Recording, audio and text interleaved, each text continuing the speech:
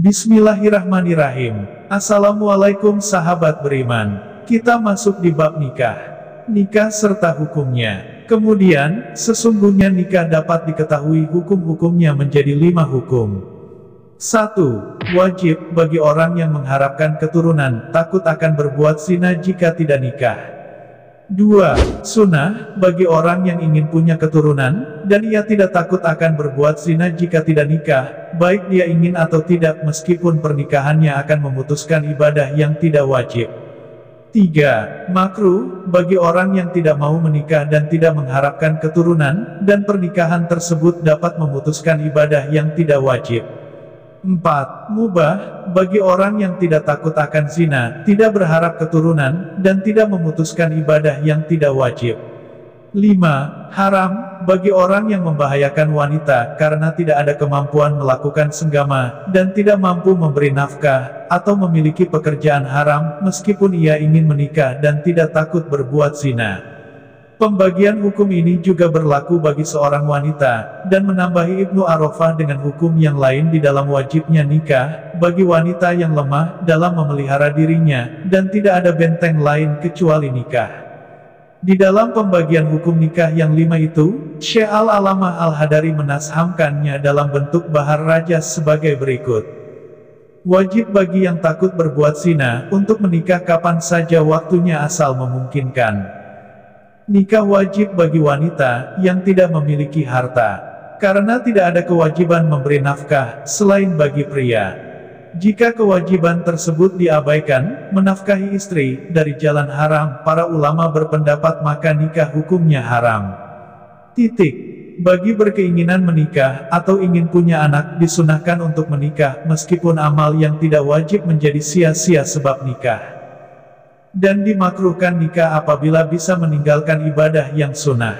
Sedang ia tidak ingin menikah, dan tidak ingin punya keturunan.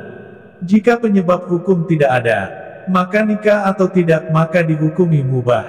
Dan terjadi ikhtilaf ulama, apakah menikah lebih utama atau tidak menikah demi untuk giat beribadah. Background pendapat yang paling kuat adalah menggabungkan kedua-duanya. Karena nikah bukan menjadi penghalang untuk seseorang melakukan ibadah. Rukun menikah. 2 orang sebagai pengakad, yakni mempelai lelaki dan seorang wali. Dan 2 yang diakadi yakni perempuan dan mahar, mas kawin. Baik mas kawin jelas atau mas kawin ditetapkan secara hukum, seperti contoh menikah dengan menyerahkan mahar. Al-Hattab berkata, kedua mempelai yakni suami dan istri adalah rukun nikah, karena nikah dapat terwujud sebab keduanya, sedangkan wali dan sigat merupakan syarat, yakni kedua berada di luar nikah. Adapun mas kawin dan 2 orang saksi tidak termasuk rukun dan tidak termasuk syarat, karena nikah bisa terwujud tanpa keduanya, dengan catatan perkara yang berbahaya dan mudarat bisa menggugurkan mas kawin. Sedangkan dukul atau jima itu tanpa saksi. Sesungguhnya nikah itu hukumnya sunnah, sebab pendapat yang sahih dari mazhab kami yang telah ditetapkan. Kedua rukun nikah adalah kedua mempelai, hanya wali dan sigat sebagai syaratnya, tak ada masalah yang didapat. Kedua orang saksi merupakan syarat dukul, jima, mas kawin sebagian pendapat adalah syarat. Syarat pengguguran mahar bisa karena kerusakan mahar, hal demikian tidak ada yang mencegahnya. Inilah pendapat yang dibenarkan oleh ulama, dan setiap orang cerdas menggunakan ini sebagai pedoman.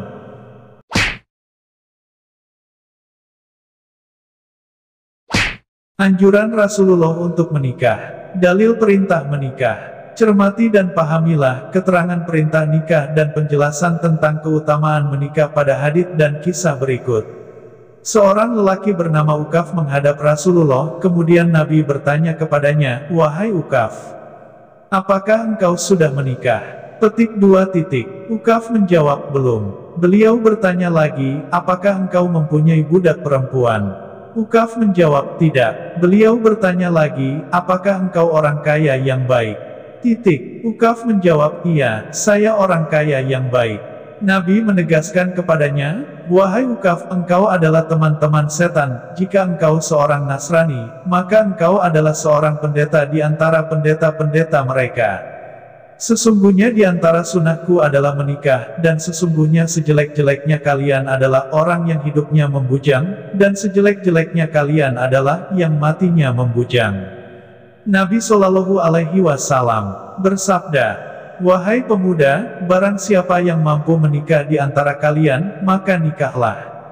Dalam riwayat lain, barang siapa yang mampu memikul beban keluarga, maka nikahlah, karena sesungguhnya nikah mampu menahan pandangan, dan menjaga kehormatan, dan barang siapa yang tidak sanggup menikah, maka puasalah, karena puasa merupakan perisai yang dapat meredam syahwat. Nabi Shallallahu Alaihi Wasallam bersabda, "Miskin, miskin, miskin, laki-laki yang tidak mempunyai istri." Ditanyakan kepada beliau, "Ya Rasulullah, bagaimana jika dia memiliki banyak harta?"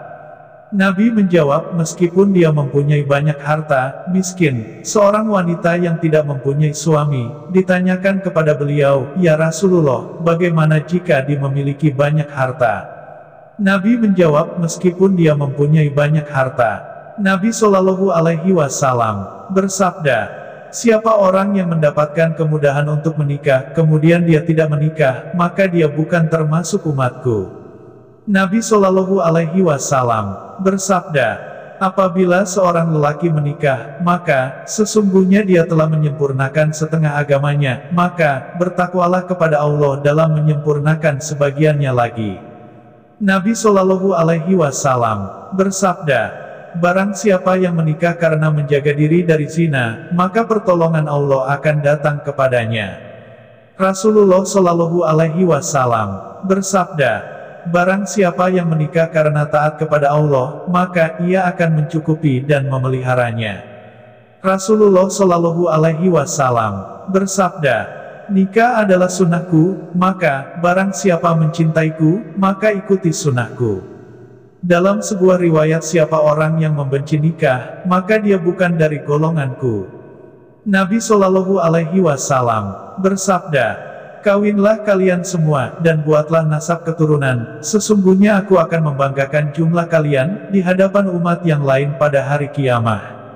Dalam satu riwayat disebutkan, "Sesungguhnya aku akan membanggakan kalian di hadapan umat yang lain, pada hari kiamah hingga bayi yang keguguran." Nabi Shallallahu Alaihi Wasallam bersabda, "Barang siapa yang meninggalkan nikah karena takut dengan beban tanggung jawab, maka dia tidak tergolong umatku." Dalam hadis lain, perawi menambahkan kalimat, "Allah akan menyerahkan malaikat untuk mencatat pada kedua matanya, sebagai orang yang menyiakan nikmat Allah, dan bergembiralah dengan rejeki yang sedikit." Nabi Shallallahu Alaihi Wasallam bersabda, "Barang siapa menikah dan menikahkan karena Allah, maka ia berhak menyandang gelar wali Allah." Nabi Shallallahu Alaihi Wasallam bersabda, "Keutamaan orang yang berkeluarga dengan orang yang membujang, seperti keutamaan orang yang berjuang, berjihad di jalan Allah Subhanahu wa Ta'ala. Dan orang yang berdiam diri, dan 2 rakaat orang yang sudah berkeluarga lebih baik dari 80 rakaat sholat orang yang masih bujangan." Wanita ideal menurut Islam. Dari Abdullah bin Amr radhiyallahu anhu, bahwasannya Rasulullah Shallallahu Alaihi Wasallam bersabda, "Dunia adalah perhiasan, dan sebaik-baik perhiasan itu adalah wanita solihah." Hadis riwayat Muslim. Dalam riwayat lain, sebaik-baiknya perhiasan dunia adalah seorang istri yang menolong suaminya untuk urusan akhirat. Rasulullah bersabda, "Tidak ada yang paling berfaedah setelah bertakwa kepada Allah Subhanahu wa Ta'ala, selain memiliki istri yang solihah. Jika suami memerintahkannya, maka ia mentaatinya; jika suami memandangnya, maka dia menyenangkannya; jika suami bersumpah kepadanya, maka dia memperbaikinya; jika suami tidak ada di sisinya, maka dia menjaga diri dan harta suaminya." Rasulullah Shallallahu Alaihi Wasallam bersabda, "Barang siapa yang menikahi wanita karena kemuliaannya, maka Allah tidak akan menambahkan kecuali kehinaan. Barang siapa yang menikahi wanita karena hartanya, maka Allah tidak akan menambahkan kecuali kemiskinan. Barang siapa yang menikahi wanita karena kecantikannya, maka Allah tidak akan menambahkan kecuali kerendahan. Dan barang siapa yang menikahi wanita tanpa tujuan lain, kecuali meredam syahwatnya dan untuk menjaga kesuciannya dari perbuatan zina, atau berniat menyambung ikatan keluarga, maka Allah akan memberkahi istrinya. Sedangkan seorang budak hitam namun kuat imannya adalah lebih utama. Rasulullah bersabda, barang siapa memiliki anak dan mampu untuk mengawinnya, namun tidak mau mengawinkannya, kemudian anaknya berzina, maka dosa untuk kedua orang tuanya. Rasulullah bersabda, seorang wanita dinikahi karena 4 perkara, yaitu, karena hartanya, keturunannya, kecantikannya dan agamanya. Maka menikahilah wanita yang kuat agamanya, maka kamu memperoleh kebahagiaan. Rasulullah bersabda, barang siapa ingin bertemu Allah dalam keadaan suci dan disucikan, maka nikahlah dengan wanita yang merdeka. Rasulullah bersabda, ada 4 perkara yang dapat membahagiakan seseorang. 1. Memiliki istri solihah. 2. Anak-anak yang baik. 3. Bergaul bersama orang-orang solih. 4. Rezeki yang diperoleh dari negeri sendiri. Rasulullah bersabda, sebaik-baik wanita dari umatku ialah yang berwajah ceria dan sedikit maharnya. Rasulullah bersabda, nikahilah wanita yang memiliki jiwa kasih sayang, dan banyak anaknya, karena sesungguhnya aku akan membanggakan kebanyakan jumlah kalian di hadapan para nabi terdahulu pada hari kiamat. Rasulullah bersabda kepada Zaid bin Thabit, hai Zaid, apakah engkau sudah menikah? Zaid menjawab, belum. Nabi bersabda, menikahlah, maka akan terjaga kesucianmu, sebagaimana kamu menjaga kesucian dirimu. Dan jangan kamu menikah dengan 5 golongan wanita. Zaid bertanya, siapakah mereka ya Rasulullah? Nabi menjawab, mereka adalah Syahbarah, Lahbarah, Nahbarah, Handarah, Lafut. Zaid bertanya, ya Rasulullah, aku tidak mengerti engkau katakan. Kemudian Nabi menjelaskan, Syahbarah, wanita yang bermata abu-abu dan jelek tutur katanya. Lahbarah, wanita yang tinggi dan kurus. Nahbarah, wanita tua yang senang membelakangi suaminya ketika tidur. Handarah, wanita yang kuntet dan tercela. Lafut, wanita yang melahirkan anak dari laki-laki selain kamu. Seorang laki-laki datang kepada Rasulullah, dan berkata, ya Rasulullah, aku ingin menikahi seorang wanita yang baik dan cantik, tetapi dia mandul, apakah aku boleh menikahinya? Nabi menjawab, jangan. Lalu dia datang lagi pada Rasulullah untuk kedua kalinya, Rasul tetap melarangnya. Kemudian datang lagi untuk ketiga kalinya, Nabi tetap melarangnya, menikahi wanita itu, dan beliau bersabda, menikahlah kalian dengan wanita yang selalu menyenangkan hati, dan banyak anaknya. Karena sesungguhnya aku akan membanggakan banyaknya jumlah kalian di hadapan umat terdahulu pada hari kiamat. Hadis tentang keutamaan menikah. Nabi Shallallahu Alaihi Wasallam bersabda, kawinkanlah anak perempuan kalian. Ditanyakan, ya Rasulullah, ini anak perempuan kami yang telah kami kawinkan, lantas bagaimana dengan anak perempuan kami? Nabi bersabda, hiasilah mereka dengan emas dan perak, perindahlah pakaian mereka, dan berilah mereka dengan pemberian yang baik-baik, agar para pemuda mencintai mereka. Sahabat Mu'az bin Jabal berkata, sholat orang yang sudah menikah lebih afdol daripada 40 rakaat sholat orang yang membujang. Sahabat Abdullah bin Abbas berkata, kawinlah kalian, karena 1 hari bagi orang yang telah menikah masih lebih baik daripada ibadah 1000 tahun. Kawinlah kalian, karena sebaik-baiknya umat ini, adalah yang terbanyak wanitanya, istri-istrinya. Sahabat Ibnu Mas'ud dalam kondisi sedang sakit, beliau berkata, kawinkanlah aku karena aku tidak ingin jika aku menghadap Allah dalam keadaan bujangan. Sufyan Ats-Tsauri bertanya kepada seorang laki-laki, apakah kamu sudah kawin? Laki-laki itu menjawab, belum. Beliau berkata, aku tidak tahu apakah kamu golongan orang yang sehat atau tidak. Diceritakan, bahwa seorang yang tekun ibadah yang selalu berbuat baik kepada istrinya dan melayani kewajiban-kewajibannya sebagai seorang suami. Hal itu berlangsung sampai istrinya meninggal, dan ia hidup sebatang kara. Karena beberapa pertimbangan lain atau karena rasa cinta dan kasih sayangnya kepada istrinya yang telah tiada, dia memutuskan untuk tidak nikah lagi. Ketika ditawari nikah, dia pun berkata, hidup sebatang sendiri seperti sekarang ini, batin terasa lebih tenang dan tentram, dan dapat lebih bertekad serta berkeinginan untuk berbuat sesuatu. Setelah beberapa hari kemudian dia berkata, pada suatu malam aku bermimpi, yakni malam sesudah berlalu 1 Jumat dari kematian istriku, seolah-olah pintu-pintu langit terbentang dan turunlah beberapa orang laki-laki terbang di angkasa berbaris-baris teratur, yang satu di belakang yang lain. Tatkala ada salah seorang yang turun menghampiriku, dan disusul dari belakangnya oleh yang lain, kemudian dia berkata kepada orang di belakangnya, inilah orang yang tercela itu. Yang lain menjawab, ya benar. Yang ketiga juga menjawab dengan jawaban yang sama. Yang keempat juga menjawab, ya, benar apa yang kamu katakan. Maka saya merasa khawatir dan tidak sanggup bertanya kepada mereka, hingga aku bertemu dengan yang lain lagi, dia adalah anak muda belia, sehingga aku berani bertanya. Aku bertanya, hai pemuda, siapakah sebenarnya orang yang dikatakan sangat tercela, yang diisyaratkan oleh mereka itu? Pemuda itu pun menjawab, kamu sendiri. Aku penasaran dan bertanya lagi, kenapa begitu?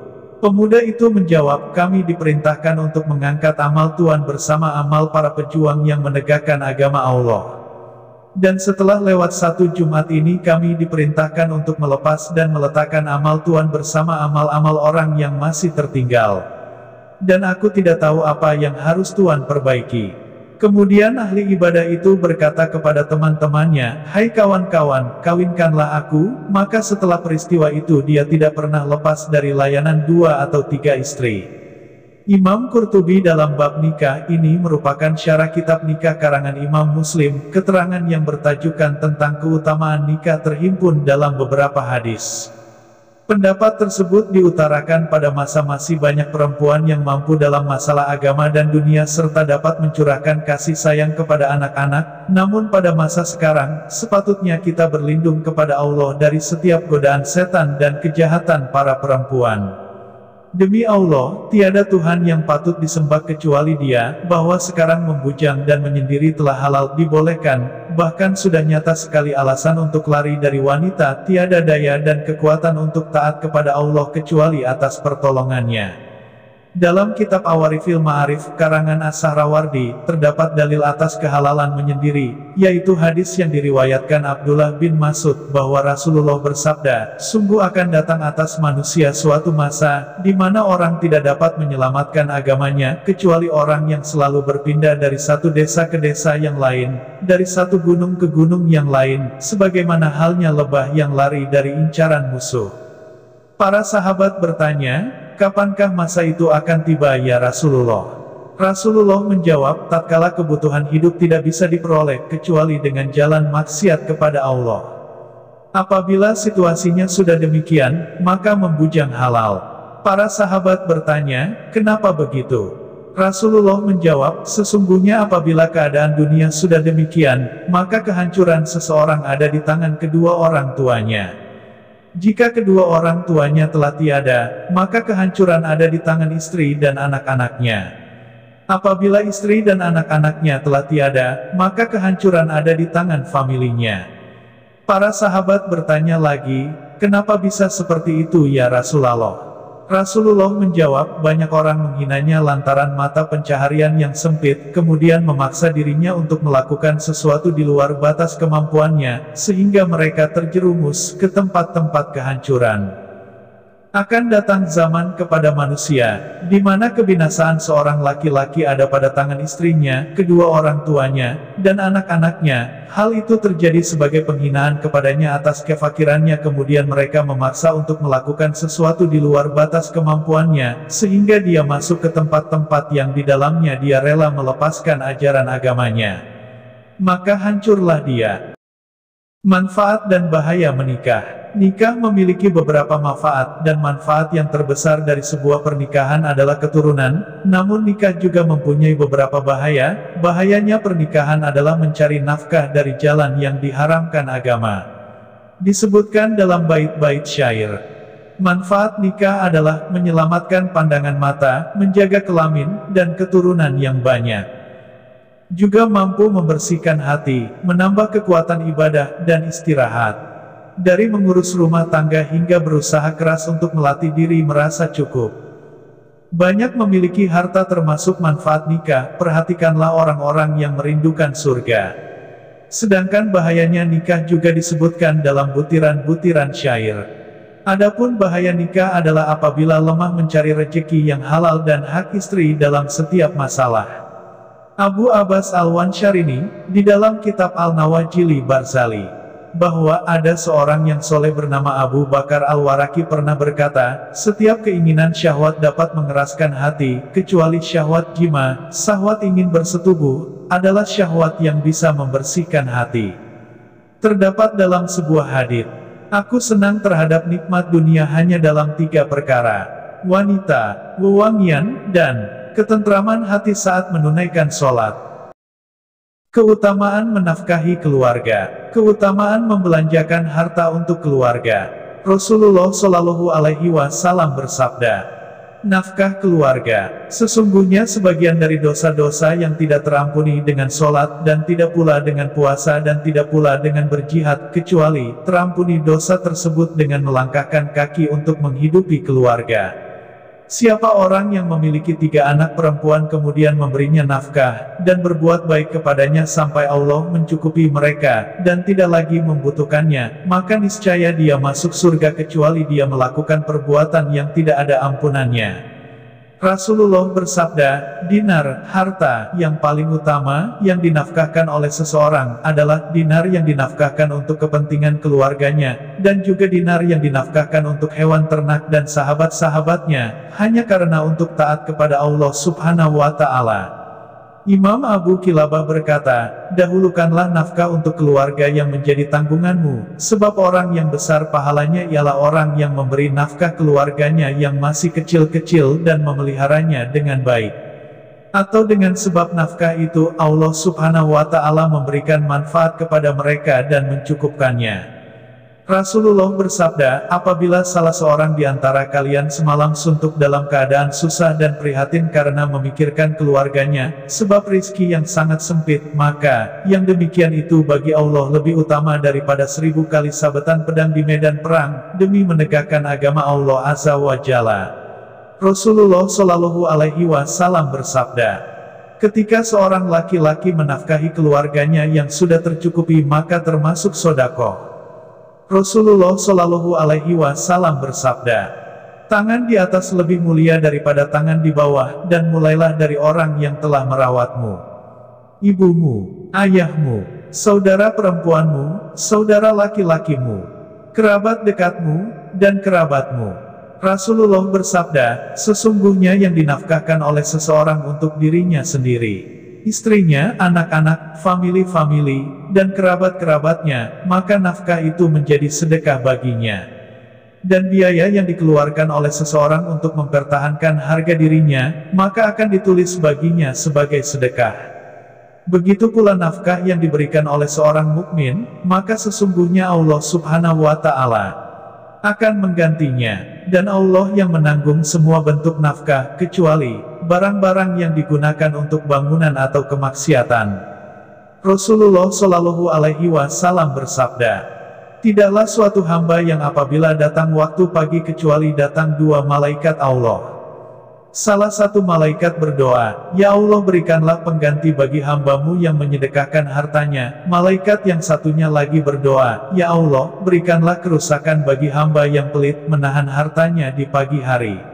Nabi Shallallahu Alaihi Wasallam bersabda, barang siapa memberikan nafkah kepada 2 atau 3 anak wanitanya, atau memberi nafkah kepada 2 atau 3 orang saudara wanitanya, maka antara atau dia sudah mati meninggalkan mereka, saya dengan dia di dalam surga seperti ini. Beliau memberi isyarat dengan jari-jari beliau, yaitu telunjuk dan jari tengah, dan dia memperoleh pahala sebagaimana pahala orang yang berjuang demi menegakkan agama Allah dalam keadaan puasa dan selalu beribadah.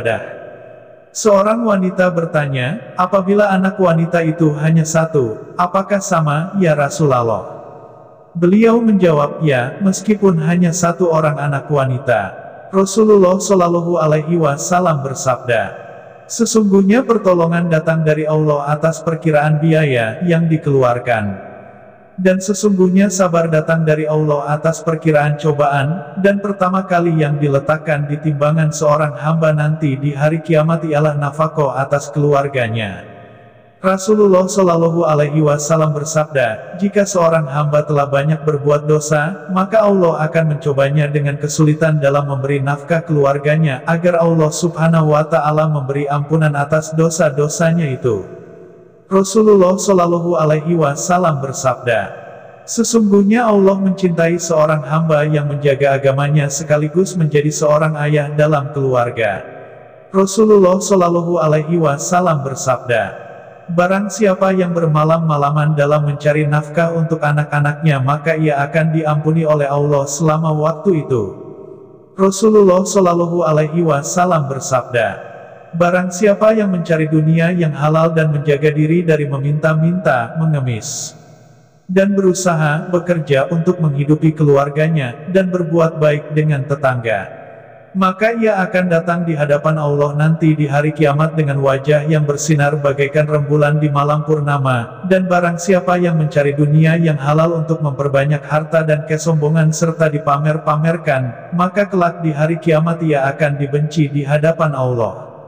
Rasulullah Shallallahu Alaihi Wasallam bersabda, sesungguhnya di surga ada beberapa kamar yang mana bagian luar kamar tersebut tampak dari dalam, begitu juga sebaliknya. Para sahabat kemudian bertanya, dan siapa ya Rasulullah orang-orang yang dapat menempatinya? Rasul menjawab, orang-orang yang selalu memberi makan, dan berkata yang indah-indah, baik, dan melanggengkan puasa, dan selalu meramaikan salam, melaksanakan sholat di malam hari. Ketika manusia terlelap, para sahabat bertanya, ya Rasulullah, siapa yang kuasa melakukan itu?